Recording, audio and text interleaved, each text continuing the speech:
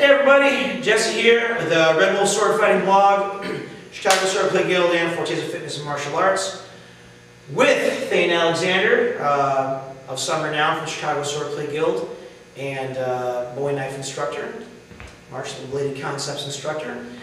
And we were talking about last week's video, going over this idea of thinking about a good move in a fight, and then what breaks that move, so we can continue to build up our fencing.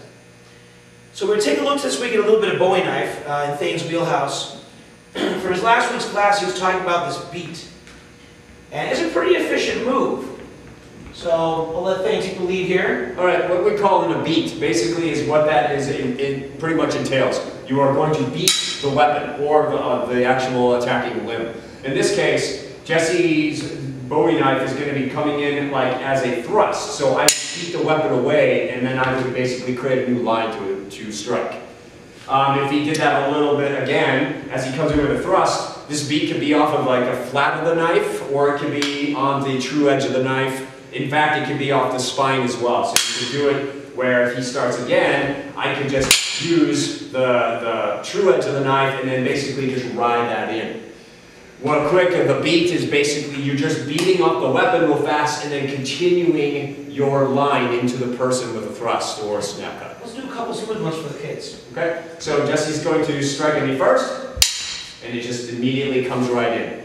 What I'm also doing is I'm not completely staying on the same line, so I'm doing kind of a 30-degree step off when I'm doing this. Just in case I may miss, right? He comes in, I may miss a beat, and yet I can still survive. So let's do a few more. Let's do two more here. So step this way just a little bit. If you can't fit. Yep. Okay, so. Right in. And then one more. Just to come high if you want as well. Good deal. So this is a legit move, gang, and I know we're in the lab here, and in the laboratory you can break anything, but that's actually got pretty good odds of succeeding most of the time, especially if you catch the timing well and you haven't done too many of them previously in the fight. Absolutely. But we're in the laboratory, so we're going to break this down. So we have a well-executed beat. Things, I'm coming in, I'm not overcommitting to my attack. So if I overcommit to this attack, I've got no recovery time to deal with that. I'm breaking measure too hard. If I break measure a little more cautiously, that beat's going to happen a little sooner, and I'm not going to be as discomposed. And knives are fast. So what I want to do is create as much space as I can after my failure and see if I can get that closed. So I offer that knife in, and there I come up over that attack as high as I can, looking for that hand or that knife, and moving myself back, pulling that hip back as I can, and a little bit off the line. I'm bringing that back to a square, not a lunge, but a square position, and you'll see why in a second. Because I might not catch that hand every time. Almost like a stutter step. Yeah. Almost done.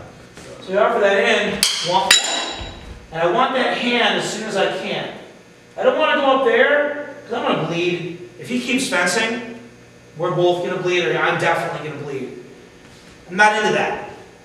So I could go to a deeper target, but that's arrogant. It's arrogant fencing. So I offer that in, 1, 2, there's that hand, and I'm bringing this leg up. I'm going to get to that hand real fast, but I don't want to assume that's the end of my fight, because I'm a guy who likes to end these fights with a kill shot. So I'm rolling that up to that hand, getting that foot in there, because that's going to end this fight. And even if he runs away before I get that, it's not hard to follow through. Yep. And even if Thayne takes that high line thrust off the beat, it's why I'm going up high, gang. Let's go slow one time. Beat knee side. I could come low and maybe get, if he went low, I found him. He went high, I didn't find him. Yeah, that's back. So I offer that in, even if he goes high, there's that clearance, right?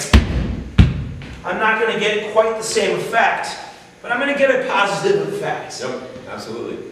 Because there is one variation on that. If he does come high, he can just do simply a back cut parry. So I'll beat you. Yeah. Okay, so I'm going to attack him this time. So basically he beats, right? And then even he's coming in here, I could, let's come to, okay, Yeah. This comes in here, he comes here. I could back cut as I step offline, and then I can change the line and come right in. Yeah, I'll be back out there. So you're kind of almost disengaging, kind of like doing a Kavatseomi real quick to do a back cut parry. Yep. And then coming forward. And that's the thing, gang. So that's how I want you to think about your sword fight, your knife fight, your fist fight.